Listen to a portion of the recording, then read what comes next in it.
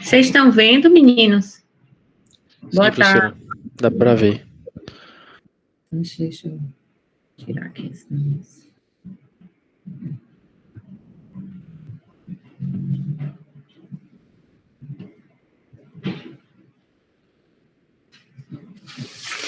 Então, a gente, na verdade, tem dois assuntos ainda que a gente falta ver, né, que é tabagismo e tosse. A aula de tabagismo é um pouco maior, mas eu tentei resumir que tinha algumas coisas desnecessárias, e a de tosse é bem pequenininha. Então, a gente vê logo o tabagismo, e são aulas bem tranquilas, não tem nada cansativo. A gente vê logo o tabagismo, e depois a gente vê alguma coisa de tosse, tá certo? Pode ser? Pode ser, pode ser. Pronto, vamos lá. Então, o que é que a gente vai ver nessa aula de tabagismo? A gente vai ver o conceito, um pouco de histórico e epidemiologia, algumas maneiras de utilizar o tabaco, as doenças relacionadas, o que é ser fumante passivo, o mecanismo de dependência, abstinência e o tratamento, certo? Então, tabagismo é considerado uma doença, né? Na verdade, a doença é causada pela nicotina que é contida no tabaco. As pessoas usuárias do tabaco ficam dependentes da nicotina, né? É considerado pela Organização Mundial de Saúde como a principal causa de morte evitável em todo o mundo. Ok? Então, só um pouquinho de histórico. A nicotina tabaco foi descoberta nas Américas e era usada muito pelos índios em rituais religiosos e principalmente para curar algumas doenças, né? Pensada por eles que eram curadas pela nicotina, né? A tripulação de Cristóvão Colombo entrou em contato com o tabaco em 1492. Um europeu chamado Jean Nicot usava essa planta para melhorar a enxaqueca, né? Tanto assim que a planta herdou seu nome, né? Mas continuou a ser chamada de tabaco, mas continuou sendo chamada de tabaco, né? E o cigarro é derivado da palavra indígena cicar, que significa fumaça, né? E o cigarro feito do tabaco.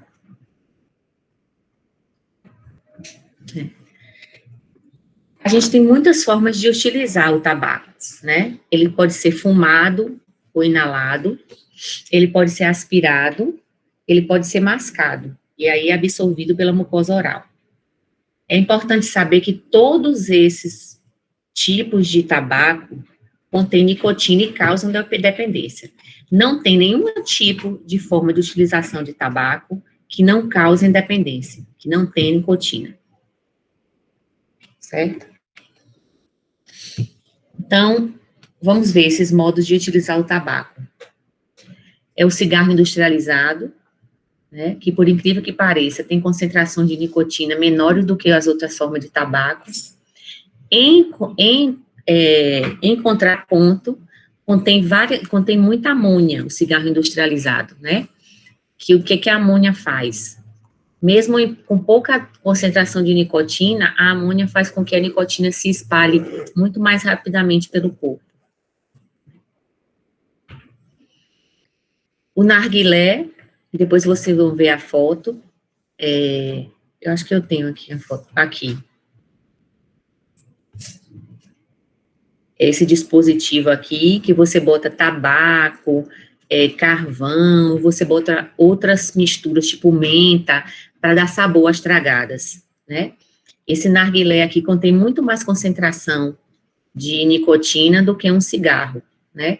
Então, a seção de fumo desse narguilé equivale a fumar 100 cigarros. Tem uma concentração muito maior de nicotina. Então, dando poucas tragadas com o narguilé, você tem a possibilidade de ficar mais dependente.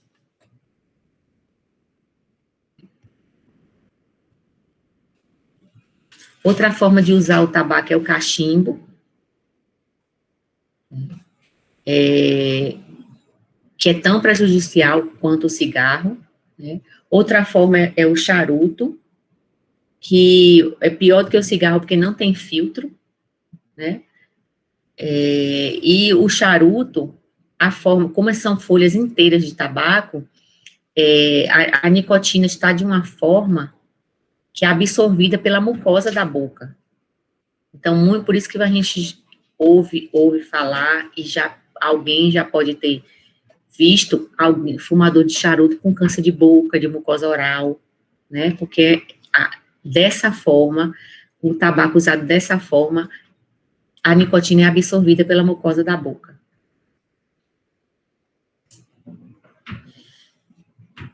Cigarro de palha, né, aquele cigarro artesanal, muito usado nas zonas rurais, não possui também qualquer tipo de filtro, então é pior do que o cigarro industrializado.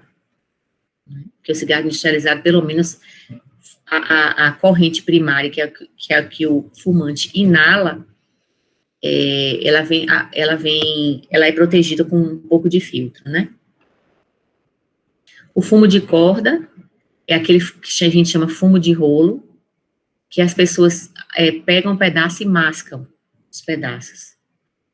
E aí libera nicotina direto na mucosa da boca.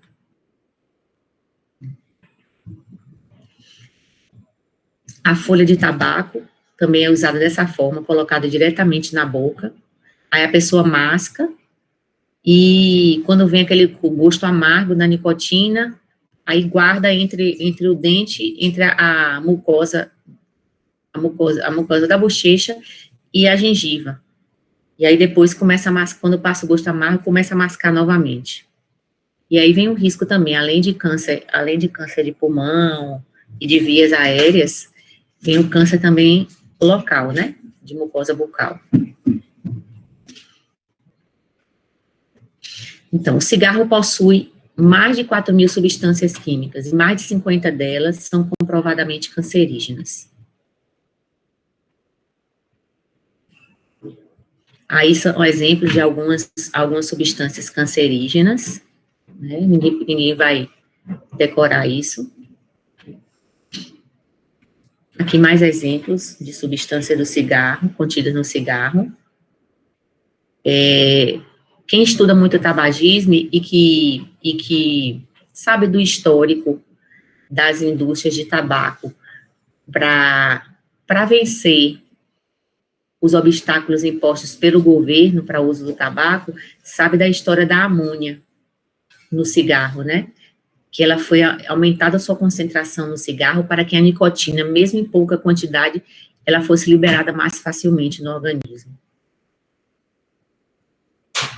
Quais são as doenças causadas pelo cigarro, né? A gente sabe a maioria delas, né? Neoplasias, cabeça, pescoço, pulmão, bexiga, e são as mais comuns, mas tem outras também relacionadas. Doenças cardiovasculares, né? Doenças respiratórias, a gente vê muito em ambulatório de pneumologia, pacientes asmáticos exacerbando por causa de fumaça de cigarro, e pacientes com DPOC e efizema também por causa de cigarro. E algumas que a gente não tem em mente assim, mas que são pioradas ou causadas pelo cigarro, né?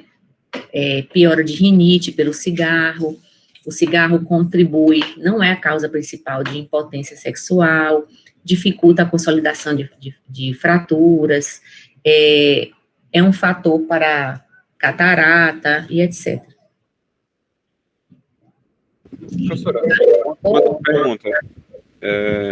Essas condições causadas pelo cigarro, é apenas para o cigarro que é fumado ou para o cigarro mascado também? Tudo pelo cigarro. Todo tipo de cigarro, inalado e mascado. Ah, tá certo. Mas diante de todos esses pontos... Oi. Também serve para aqueles que são fumantes passivos? Sim, principalmente fumante passivo. Depois vocês vão ver uma foto que eu vou botar as correntes da fumaça de cigarro e vocês vão ver que os fumantes passivos, eles inalam a fumaça secundária que vem totalmente sem filtro, né? Para quem fuma passivamente. Então, diante de tantas coisas negativas que a gente viu quanto ao consumo do tabaco, né? Por que que as pessoas fumam, né? O adolescente fuma principalmente para parecer mais velho ou para imitar uma pessoa que ele admira muito, tipo alguns ídolos de televisão ou os próprios pais. Antigamente, eu não sei nem no tempo dos pais de vocês, mas no tempo dos meus pais, eles sempre falavam que era bonito fumar, que era chique, e que todos os ídolos da televisão, naquela época, quando não tinha ainda a proibição de propaganda de tabaco na TV, as indústrias de tabaco, eles utilizavam, né, as personalidades famosas, os atores, principalmente os astros de televisão, para fazer propaganda de cigarro. E até nas novelas e nos filmes, a influência era tão grande que parte dos filmes e das novelas, as indústrias de tabaco aproveitavam para botar propaganda, além de botar propaganda dos ídolos fumando.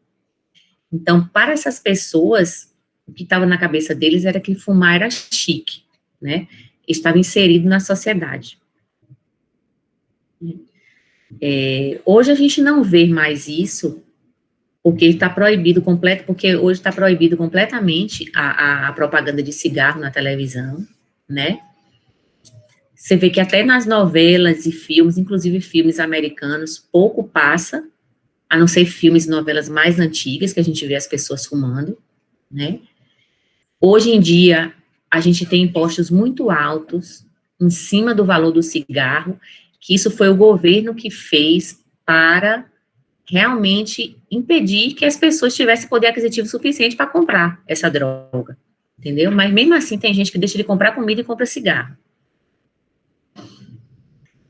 Então, numa época mais antiga, a publicidade do cigarro passava a ideia de que fumar era ter um estilo de vida despojado, era uma pessoa mais alegre, de bem com a vida, economicamente bem sucedido.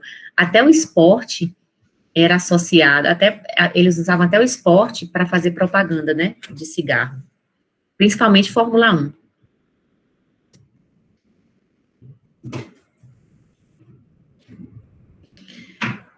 Então, as pessoas começam a fumar por esses motivos que eu falei. Por que elas mantêm o hábito de tabagismo, né? Porque elas ficam dependentes. A nicotina faz essa dependência, né? E por ser também um hábito, né? Às vezes elas criam um hábito, não é só a dependência da droga nicotina, às vezes é um hábito. Elas relacionam o hábito de tomar um cafezinho depois do almoço, e que é prazeroso relaxar e fumar um cigarro. Ou elas associam sair com os amigos para beber algo e fumar um cigarro, porque isso é prazeroso, né? Então, elas associam o cigarro ao prazer, aquele momento de prazer. Ou então, na cabeça da pessoa, no seu dia a dia, ela incorpora que aquilo é um hábito. Então, ela passa a fazer algumas atividades fumando, né? O ato de acender um cigarro se torna automático. Ou porque ela ficou dependente, né? A nicotina é uma droga psicoativa, entendeu? Quando a gente traga um cigarro, eu não sei, que eu nunca fumei, mas o que tem na literatura quando traga-se um cigarro, ele leva segundos para chegar no cérebro. E aí ele se acopla àqueles receptores nicotínicos, que são receptores tipo acetilcolina, né? e desencadeia uma cascata de recompensa, de prazer, de satisfação, né? Que isso vai criando uma dependência, né? Quando aquilo chega no cérebro, o fumante sente uma sensação de prazer, de bem-estar, e fica mais ativo, se acha mais inteligente, mais capaz, desinibe. E aí, a nicotina, como a maioria das drogas psicoativas, ela causa uma tolerância. Então, cada vez mais, a gente precisa de mais nicotina para ter aquela sensação recompensadora que a droga faz, certo? Então, por isso que as pessoas se mantêm fumando. Então, vamos falar um pouquinho da dependência, né? A dependência é um hábito ruim, é uma má adaptação do uso de uma substância, né? Que apesar de causar sofrimento,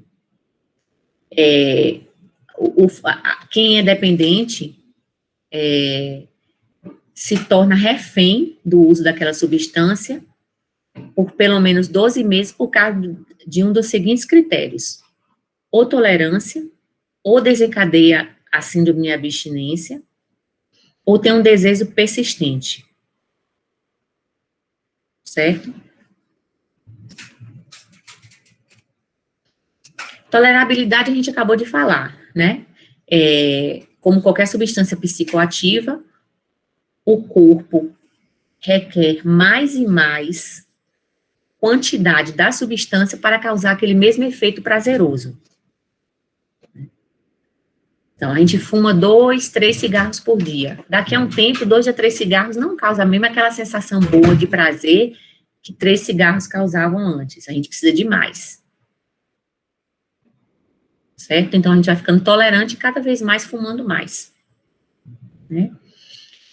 E a abstinência? A abstinência é o seguinte: a gente fuma 3 cigarros por dia e tem aquela sensação de prazer, né? Se a gente continuar a fumar só 3 cigarros, a gente vai adquirindo tolerância, certo? E vai precisando de mais. Se a gente mantiver aquela mesma quantidade de cigarro ou diminuir, o corpo vai sentir falta. E vão ter manifestações desconfortáveis. A gente vai sentindo irritabilidade, a gente vai sentindo insônia, agressividade, ou seja, falta daquela substância, tremores, inquietação, e aí a gente precisa voltar a usar aquela substância, certo? Então, assim, você fuma, você vai tentar deixar de fumar ou diminuir a quantidade de cigarro, já vem aqueles sintomas de mal-estar, que a gente vai ver mais tarde por quê. Então, a gente já está com abstinência, isso porque a gente já está dependente.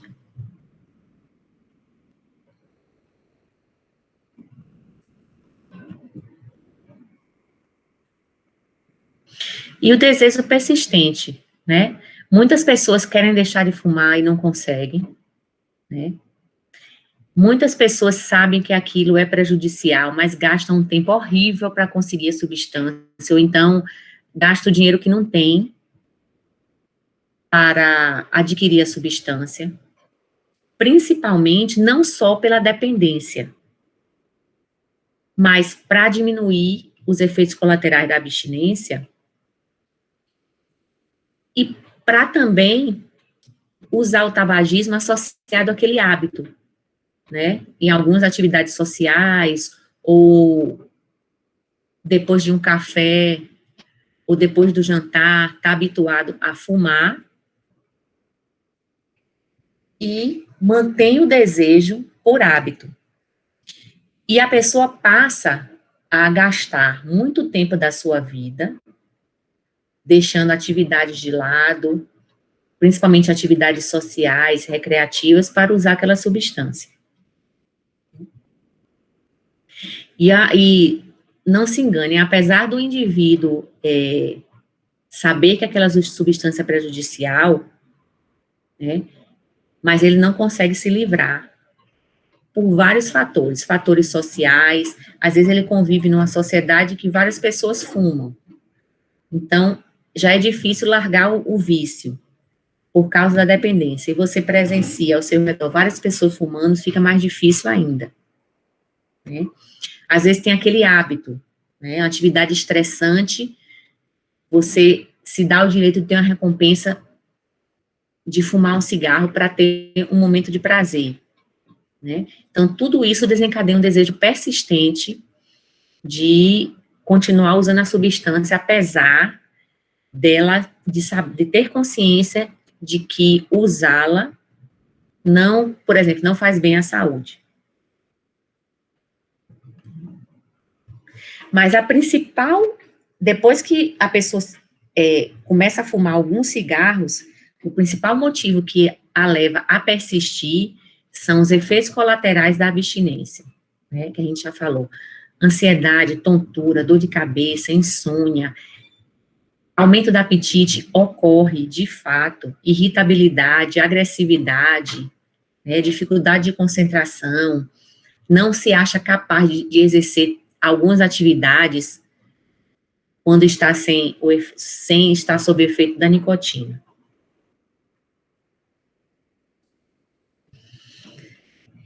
E o que é a nicotina, né? É a principal substância associada à dependência do tabaco. Como a gente já falou, ela leva... Tem livros que falam 6 a 10 segundos, tem gente que fala 7 a 19 segundos, enfim, em média, 10 segundos para chegar ao cérebro depois que a gente usa o tabaco, né?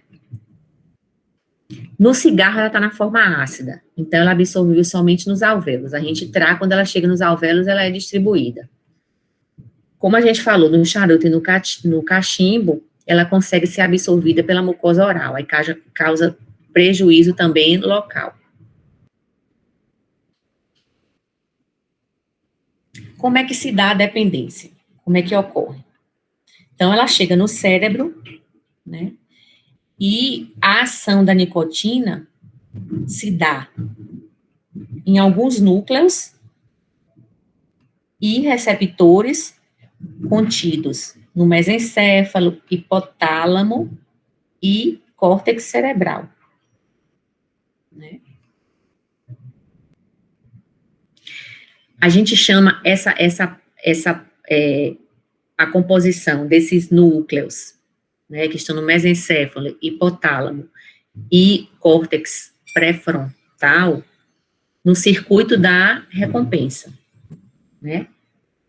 Em todas essas áreas aqui que a gente está vendo, que eu falei nesses locais do cérebro, existem receptores, né, nicotinas, que são receptores muscarínicos, né, que são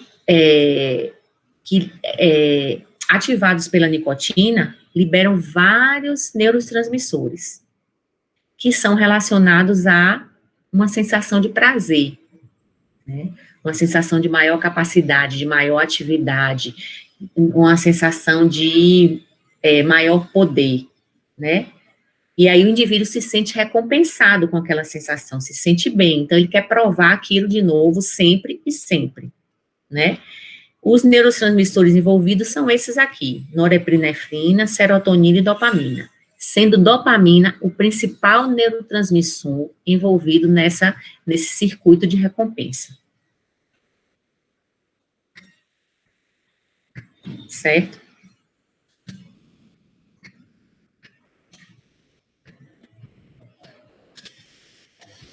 Então, isso aqui é o que a gente já viu, né? Mesencéfalo, hipocampo, giro, o córtex pré-frontal.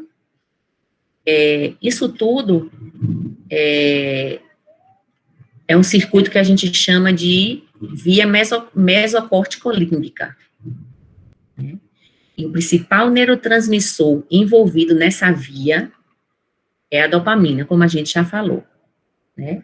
E tudo isso, esse circuito sendo ativado e os neurotransmissores liberados, principalmente a dopamina, vem aquela satisfação de prazer, né? E aí, uma vez estando presente a nicotina, uma vez a nicotina baixa, né,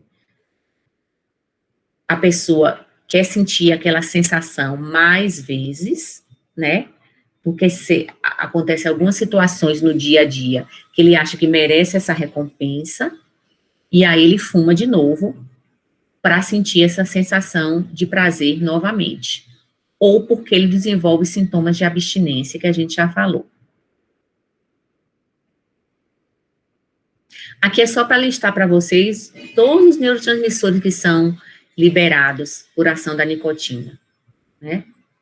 Então, tudo que a gente quer ter, né? Só que poderia ter de uma maneira não tão prejudicial. Uma sensação de prazer, diminuir o apetite, ficar mais alerta, melhora a cognição, melhora a memória, melhora o humor, né? Reduz a ansiedade, melhora a atenção, né? Então, tudo isso é muito prazeroso de sentir, né? Por isso que a nicotina vicia tanto, porque além de ser de fácil, de ser vias mesocórticas límbicas, ela causa tudo isso, né? É só manter aquele nível sérico. Então, o que a gente já falou, né, o efeito da dopamina de bem-estar e prazer, de relaxamento, de maior capacidade, porque aumenta a liberação de dopamina, e aí o fumante aprende e percebe que toda vez que ele fumar, a concentração no cérebro dele de nicotina aumenta, e essa sensação volta a acontecer, né? Isso é o que a gente chama de reforço positivo. E aí vai aumentando a dependência, porque aumenta a tolerância também.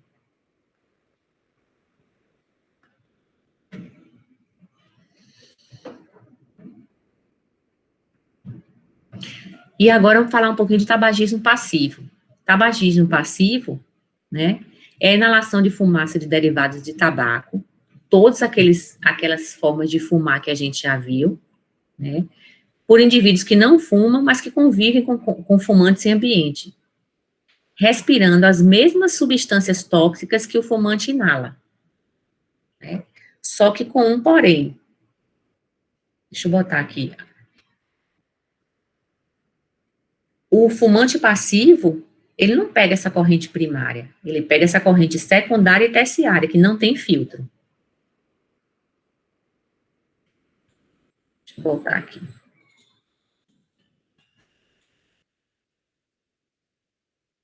E por que a gente sabe que existe fumante passivo? Porque existe um metabólito da nicotina, chamada cotinina, que a gente dosa na urina, de pessoas que vivem com fumante, né?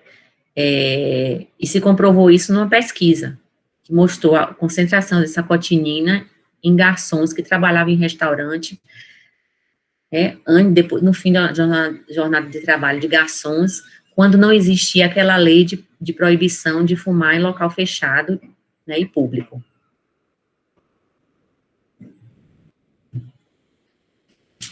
E tabagismo passivo é uma entidade muito grave, né? O tabagismo ativo é a primeira causa de morte evitável, mortes precoces.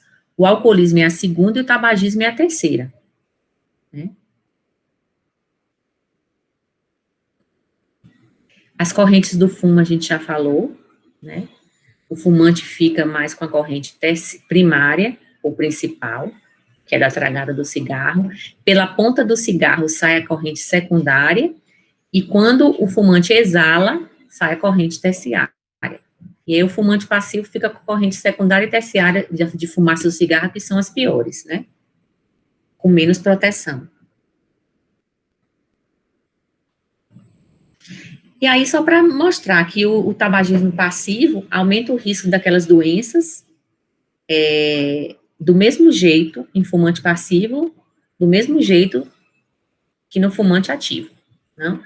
Neoplasias, acidente, doenças cardiovasculares, e todas aquelas doenças que a gente já viu. Então, depois de falar sobre essas coisas, como é que a gente pode tratar isso, né? Primeiro, o doente tem que querer, né? É obrigação nossa, quando qualquer consulta que a gente vá atender, a gente perguntar se a pessoa fuma ou se convive com fumante. Quanto ela fuma e se deseja parar de fumar, né? Porque não adianta a gente tratar uma pessoa, seja de forma farmacológica ou não farmacológica, se ela não quer parar de fumar. A pessoa tem que manifestar o desejo, mesmo que ela diga, já tentei várias vezes e não consegui. Tudo bem, a maioria das pessoas é assim. Então, a gente tem, nossa obrigação, durante a consulta com qualquer pessoa, a gente iniciar o tratamento do tabagismo. Isso é para qualquer médico. Não é para quem só trata de tabagismo, pneumologista ou oncologista, nada disso. É para qualquer médico. Durante qualquer consulta, é nossa obrigação começar a tratar. Como é que a gente começa a tratar? Não farmacologicamente. Só em a gente perguntar se a pessoa fuma e quantos cigarros fuma e calcular o grau de dependência dela, a gente pode abordar o paciente, que a gente pode ajudá-lo a parar de fumar, que a gente pode encaminhá-lo para um setor específico, ou que a gente pode até medicá-lo para ajudá-lo a parar de fumar, mas ele tem que querer. Certo? Então, o tratamento começa por aí. Qualquer médico pode fazer essa abordagem. Então, vamos falar primeiro do tratamento não farmacológico, né? O tratamento não farmacológico estudado, descrito, é a terapia cognitiva comportamental, né? Aquelas sessões de terapia com profissionais, de preferência psicólogo, assistente social, terapeuta ocupacional, ou em grupo ou individual, né? E ficou comprovado que quanto maior o tempo de abordagem, maior o sucesso da gente conseguir que aquela pessoa fique em abstinência, né? Quanto maior o tempo de abordagem numa terapia cognitivo-comportamental, melhor é o ideal. Mas nós, na nossa consulta, em qualquer paciente fumante, quanto mais tempo a gente passar abordando sobre esse assunto, claro que a gente sentindo receptividade, maior vai ser o efeito em contribuir para que aquele paciente pense em deixar de fumar. Certo? Outras maneiras. Então, qualquer médico abordar, terapia cognitivo-comportamental, mas no nosso consultório, onde a gente atende, ou no nosso ambulatório de estudante mesmo, a gente já pode fazer algumas ações indiretas, né? Botar ali junto do banquinho que eles estão sentando, cartazes, panfletos de como parar de fumar, exibir cartazes nas paredes dos ambulatórios ou dos consultórios de proibido fumar, né? Distribuir entre os pacientes, ou deixar ali na mesinha da sala de espera, folhetos sobre como abandonar o tabagismo e como conseguir isso, exibir filmes em sala de espera, né? Isso já é um tratamento também, certo? E o que a gente já falou, né? Durante a anamnese e exame físico, é nosso dever, qualquer um de nós, até vocês estudantes, perguntar se fuma, quantos cigarros fuma, quantos anos já fuma, se já tentou parar, se sentiu muito sintoma de abstinência, qual o problema que ele enfrenta quando tenta parar de fumar e não consegue, que sintomas ele percebe quando tenta parar de fumar, né? Falar sobre tosse secundária ao cigarro, produção de catarro, que dá dificuldade respiratória, que tem infecções respiratórias recorrentes. Certo? Então, se a gente ocupar, nem que seja 5 minutos falando com a pessoa é muito tempo. 5 minutos da consulta dedicada a essa área, na tentativa de não é de convencer, mas de tentar ajudar o paciente a tentar parar de fumar, a gente já está fazendo um tratamento, né? Muitos pacientes já tentaram parar de fumar muitas vezes, né? Alguns com terapia, alguns com ajuda de família, alguns sozinhos, e a maioria recai, né? A maioria recai. Então, existem tratamentos farmacológicos para ajudar, né? Qual é a função do tratamento farmacológico? É porque aqueles sintomas de abstinência é o que mais atrapalha o fumante a se manter abstêmio, certo? Então, fumantes de muito tempo, com história de 20 anos ou mais de cigarro, que fumam muito, mais de 10 cigarros ao dia, e que acordam e vão logo fumar. Fumante com score de Fagerstrom, que a gente vai ver daqui a pouco, maior que 5. Fumantes que já recaíram muito tentando parar de fumar sem tratamento farmacológico. Todos esses são os mais indicados a gente colocar uma terapia medicamentosa aliada ao aconselhamento, à conversa com o médico e à ajuda da família. Certo? Então, assim, sempre que a gente puder, se a gente está no consultório com uma pessoa que fuma, e ela dá abertura a gente falar sobre isso e aconselhar, a gente pode rapidinho fazer esse questionário da escala de Fagerstrom, que a gente vai saber o grau de dependência de nicotina da pessoa, né? E aí já aconselhar elas que ela precisa de um tratamento farmacológico ou não, né? Então são perguntas bem simples que o paciente responde praticamente sim ou não, que você, 1 minuto você termina esse questionário. Então a primeira pergunta e a mais importante, é ao acordar, quanto tempo o senhor demora para fumar o primeiro cigarro? Né? Você vê que os pontos são maiores, quanto menor tempo ele demora para fumar o primeiro cigarro. Por que isso? Porque não se pensa que ninguém fuma dormindo, né? Então, aquele tempo que ele passou dormindo, ele vai desenvolver sintomas de abstinência, porque a concentração de nicotina no organismo vai diminuir. Então, se ele acorda e fuma logo, o grau de dependência dele é absurdo, né? Porque ele não consegue nem ficar, para ele é difícil até ficar dormindo durante a noite sem fumar. É difícil não fumar em locais proibidos? Ele responde sim ou não e você vai pontuando. Qual dos cigarros durante o dia lhe dá mais satisfação? O primeiro da manhã ou os outros? Quantos cigarros você fuma por dia? Fuma mais frequente pela manhã? Fuma mesmo doente e acamado? Aí você faz essas perguntas, certo? Isso aí em 1 minuto você faz, né? E aí depois você vai, depois dessa soma, você vai ver a pontuação que o paciente fez e vai calcular se o grau de dependência dele é muito baixo, baixo, médio, alto ou muito alto. A literatura recomenda que uma pontuação dessa escala de Fagerstrom maior do que 5 ou 6, o paciente provavelmente sentirá muita síndrome de abstinência se deixar de fumar. Então, a terapêutica medicamentosa é de muito boa indicação para ajudá-lo nessa jornada aí. Muito dificilmente esse paciente vai conseguir deixar de fumar sem uma ajuda medicamentosa, a não ser que ele tenha muita força de vontade. Certo? Então, fazer isso durante uma consulta demora muito pouco.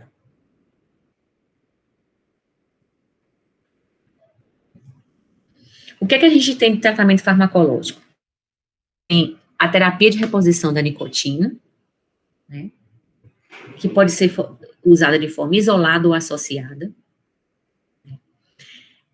Só que recentemente saiu uma atualização de estratégias para o tabagismo da Sociedade Americana de Tórax, que eles recomendam já colocar medicamento junto com a terapia de nicotina. Não usar a terapia de reposição de nicotina isolada, né? Mas também isso vai da condição de medicina pública de cada um, né? A medicação que eles aconselham colocar de pronto para aqueles pacientes muito viciados é a vareniclina, né? Só que a vareniclina é muito cara e não tem no SUS. No SUS a gente só encontra a bupropiona, né? Então, assim, seguir o consenso de estratégia do tabagismo mais moderno, se a gente conseguir, ótimo, se a gente tiver um paciente privado e consiga comprar a vareniclina. Se não, a gente vai lançar mão da terapia de reposição de nicotina mesmo, ou ela associada a bupropiona, ou só a bupropiona, o que a gente tiver. Né? Como é que a gente faz essa terapia de reposição de nicotina? Tem adesivo transcutâneo e tem a goma de mascar. Né?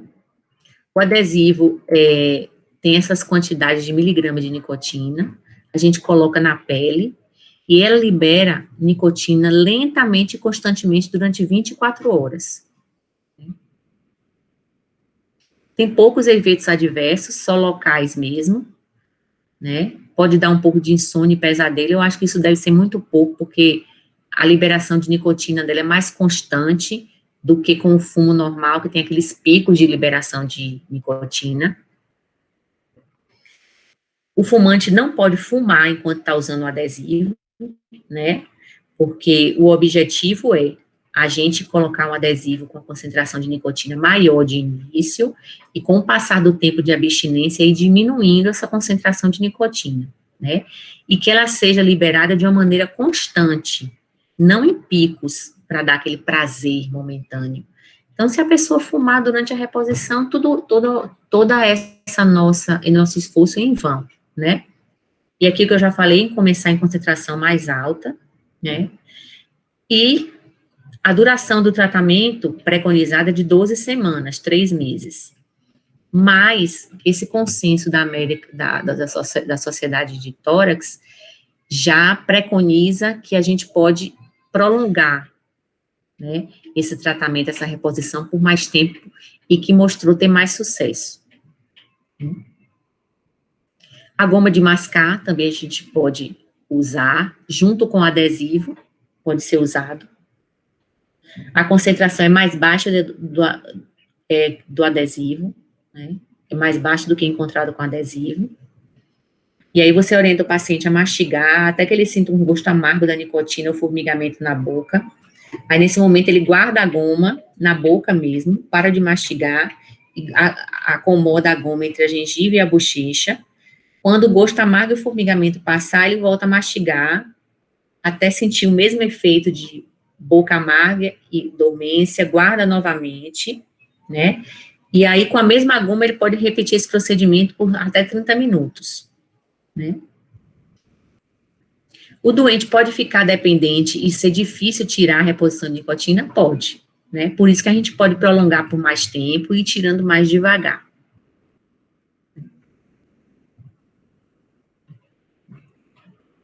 O tratamento farmacológico mais bem suscetível com a vareniclina. O que é a vareniclina? É uma medicação que é um agonista parcial dos receptores nicotínicos, né? Só que quando o agonista parcial, vocês devem saber o que é.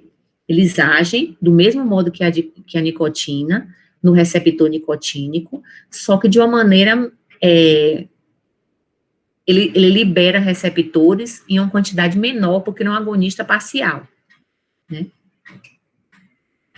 E aí é como se o doente tivesse sempre, com a vareniclina, uma estimulação daqueles receptores nicotínicos e uma certa liberação de dopamina, certo? E aí deixa de ter aqueles efeitos de abstinência. Ou seja, aquela sensação de abstinência e fissura de pegar logo um cigarro para manter níveis séricos de dopamina, serotonina e noradrenalina, diminui muito com a vareniclina, porque ela é um agonista parcial. Então, é um modo de ajudar o doente a parar de fumar, porque evita a causa principal de insucesso, né, da abstinência, que é a fissura, aqueles sintomas de abstinência que incomodam, que são sofridos e que incomodam muito. Porque ele vai ter sempre uma liberação, mesmo que em pequena quantidade, de nicotina, pela ação agonista parcial da vareniclina. Só que é um remédio caro. Né? Então, a gente começa com um comprimido uma vez ao dia, de meio miligrama, do dia 1 ao 3, do 4 ao 7, bota 2 vezes por dia. A partir do 8º dia, a gente aumenta a dose para 1 miligrama 2 vezes ao dia, né? Isso é para ela atingir nível sérico. Aí, quando chegar no 8º dia, ele tem que parar de fumar. Ele só pode fumar até o D7. E a terapêutica pode durar 3 meses também, né? Era o preconizado. Mas, atualmente, o preconizado é que a gente pode prolongar esse tratamento para a gente obter mais sucesso.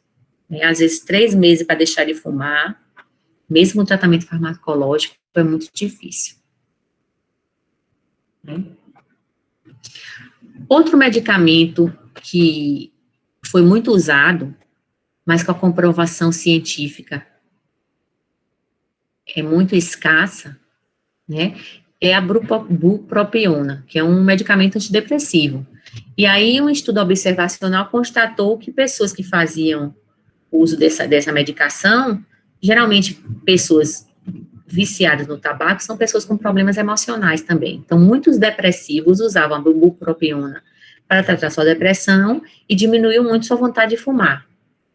Ele é apenas um inibidor da recaptação de noradrenalina, serotonina e da dopamina.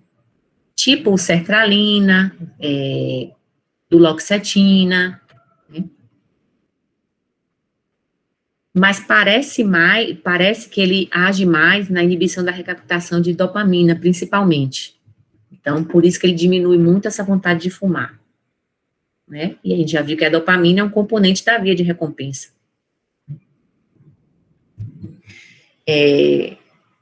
Hoje em dia, a gente só usa essa droga no SUS, né? Paciente privado, a gente prefere a vareniclina. A bupropiona é dada no SUS, de graça.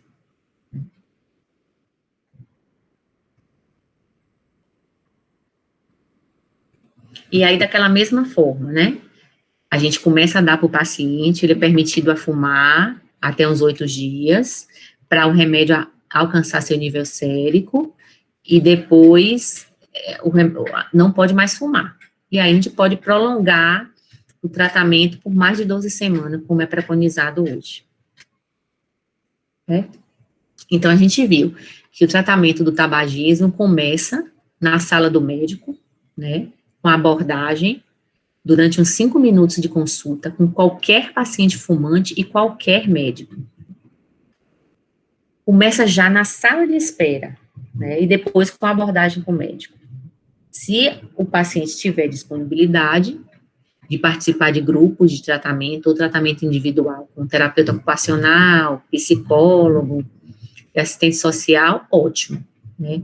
Se não, vai ser a palavra com o médico, a força de vontade dele e da família, para ele deixar de fumar, e a gente pode associar essas terapêuticas medicamentosas que a gente já falou, terapia de reposição de nicotina, a vareniclina ou a bupropiona. E é isso aí, gente. Professora, uma pergunta. Oi. Quais são as situações que você associa a vareniclina com a bupropiona?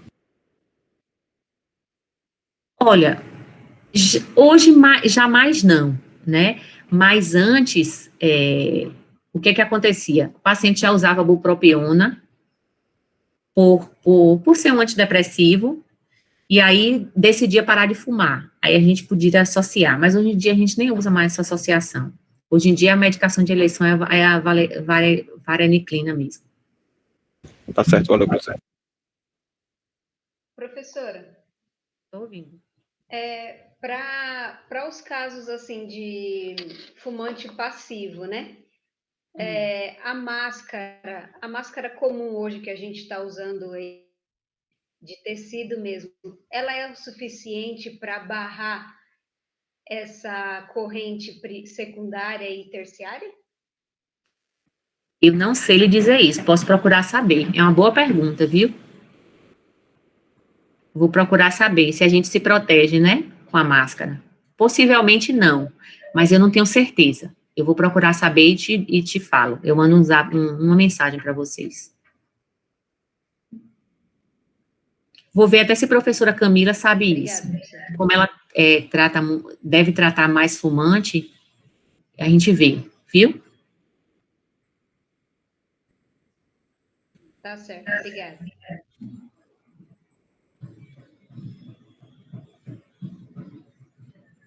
O que mais, gente? Ó, a tabagismo tem um monte de coisa. Tem a parte histórica que é muito legal, tem uma parte da briga do governo com os empresários do tabaco, que é muito interessante da gente saber. Tem filmes, documentários sobre isso, né? Tem estratégias tem como fazer entrevista, como convencer a pessoa a parar de fumar, tem várias coisas. Mas não dá para botar para vocês, porque é muito longo. Se vocês quiserem, depois eu mando esse material para vocês. Mas não para a prova, para quem se interessar, né? Ô, professora, uma vez eu vi, assim, numa entrevista também, falando da questão da associação com a genética, né? Sim, Porque tem muitos fumantes que falam, fulano fumou a vida inteira e não morreu de câncer.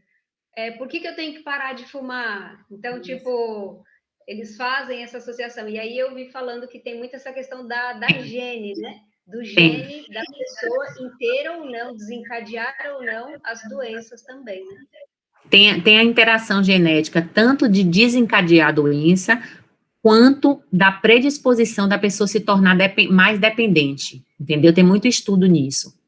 Mas já está comprovado que pessoas que têm, um indivíduo que tem pessoas na família que fuma, está mais predisposto a fumar, isso não tenha dúvida, né? Tem pessoas que desenvolvem dependência e outras não, isso está muito ligado também à parte genética, hereditária, né? Então, tem uma grande pesquisa com isso mesmo, é verdade.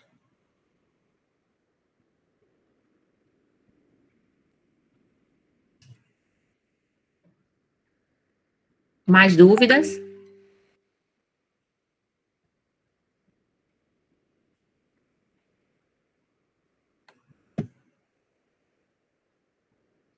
Se não tiver, vamos falar um pouquinho de tosse. Tosse é bem rapidinho. Professora. Oi. A questão do cigarro eletrônico tem alguma prejudicial ou não ainda comprovado? É completamente prejudicial. Cigarro eletrônico como qualquer outro cigarro. É apenas mais chique, tem um pouco menos de concentração de nicotina e alguns têm um gosto, né, saboroso, que mistura com outras substâncias, botam uma saborização, mas é tão prejudicial quanto. Isso tem, inclusive, tem um capítulo nesse material que eu posso disponibilizar para vocês, um capítulo só de cigarro eletrônico, mas é tão maléfico quanto. Não se usa para tentar, que existia um mito de que se usava o cigarro eletrônico e tentar desmamando, né? Não existe isso. Obrigado, professora. Depois mande aí o capítulo, por favor. Mando sim. Vou mandar para aquele e-mail.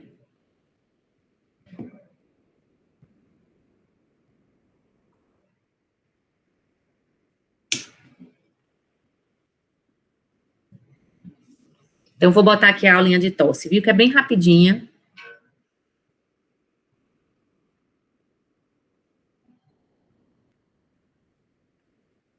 Deixa eu ver aqui.